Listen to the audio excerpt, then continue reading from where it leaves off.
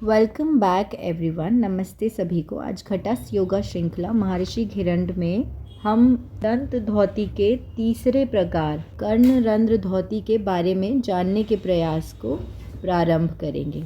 जो भी नाद योग के अभ्यास से परिचित हैं, संभवतः उन्हें यह ज्ञान होगा और यह अनुभव होगा कि सबसे पहले हम शरीर के भीतर उत्पन्न शारीरिक ध्वनियों को सुनते हैं, जैसे श्वास की ध्वनि, रक्त संचार की ध्वनि, दिल की धड़कन, और उनको सुनते सुनते चेतना की एक ऐसी अवस्था में पहुंचते हैं जहां पर हमें विभिन्न आवाजें सुनाई देने लगती हैं। कभी घंटी की आवाजें सुनाई देती हैं, कभी शंख की ध्वनि सुनाई देती है, कभी बांसुरी की आवाज सुनाई देती है, कभी किसी झरने की आवाज सुनाई देती है। यह आवाज़ें बदलती रहती हैं। सूक्ष्म आवाज़ों में परिवर्तन होता है। सूक्ष्म अवस्था में हम स्थूल ध्वनि के पार जाते हैं और सूक्ष्म अवस्था में ही अति सूक्ष्म ध्वनियों को सुनते हैं। जैसे जैसे हमारी एकाग्रता बढ़ती है, हम गहराई में जाते हैं। वैसे वैसे नाद को जिसने हमारे शरीर को बनाया है, यह जोड़ा है, अणु में स्पंदन की जो ध्वनि होती है उसे हम सुन सकते हैं।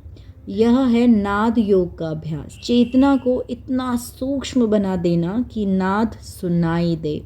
इसके लिए महर्षि घिरंड कर्ण धौती की व्याख्या करते हैं। योग के अंतर्गत नाद योग एक स्वतंत्र शाखा है। नाद योग का अर्थ है भीतर में उत्पन्न नाद या ध्वनि को सुनना। यह धारणा और ध्यान की एक अवस्था है। जब हमारे कानों में मैल जमा होता है तब बाहर की आवाज़ें कम सुनाई देती हैं। यह तो एक बाहरी शारीरिक लक्षण है, लेकिन योगियों का कहना है कि इसके साथ ही साथ श्रवण इंद्रियों की शक्ति में भी कमी आती है। योगियों के मत और नाद योग के सिद्धांत के अनुसार श्रवण इंद्रियां केवल बाहरी आवाज़ों को ग्रहण नहीं करती, बल्कि शरीर के भीतर उत्पन्न सूक्ष्म आवाज़ों को भी सुनती हैं। श्रवण शक्ति के अभाव के कारण हम अपने भीतर की सूक्ष्म आवाज़ों को नहीं सुन पाते, केवल स्थूल आवाज़ें सुनाई पड़ती हैं।